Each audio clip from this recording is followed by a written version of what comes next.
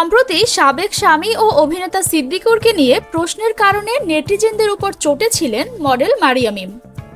এবার দিলেন নতুন খবর। সামাজিক মাধ্যম ইনস্টাগ্রামে একটি ছোট্ট ভিডিও আপলোড করেছেন তিনি। সেই ভিডিওতে দেখা যায় এক যুবকের কোমর ধরে সামনে থাকা আয়নায় ছবি তোলার চেষ্টা করছেন মারিয়া মিম। মিম জানালেন ছবির ব্যক্তি তার ভালোবাসার মানুষ। 2012 সালে সিদ্দিকের সঙ্গে বিবাহ বন্ধনে আবদ্ধ হন মারিয়া মিম। 2013 সালে এই সংসার আলো করে জন্ম নেয় এই দম্পতির প্রথম সন্তান আরশ হোসেন। ভালোবেসে সিদ্দিককে বিয়ে করলেও 2019 সালের শেষের দিকে ডিভোর্স হয় তাদের।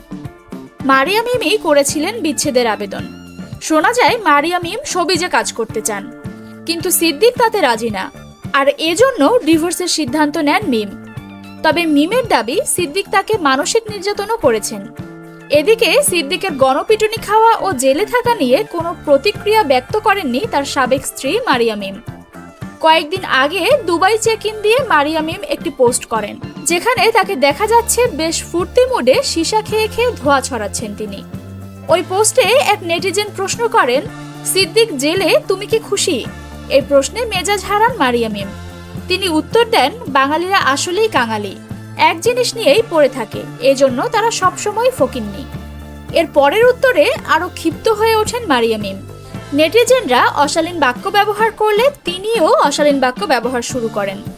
এক প্রশ্নের জবাবে মারিয়া মিম বলেন, তোমাদের বোঝা উচিত যে ডিভোর্সের 5-6 বছর পরেও কেউ জামাই থাকে না। এর 2 দিন পরেই জানান দিলেন তিনি সম্পর্কে জড়িয়েছেন।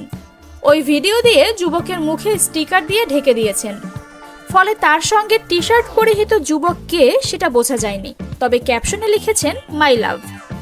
বিনোদনমূলক সকল ভিডিও সবার আগে পেতে এখনই সাবস্ক্রাইব করুন নবযুগ টিভি এন্টারটেইনমেন্ট।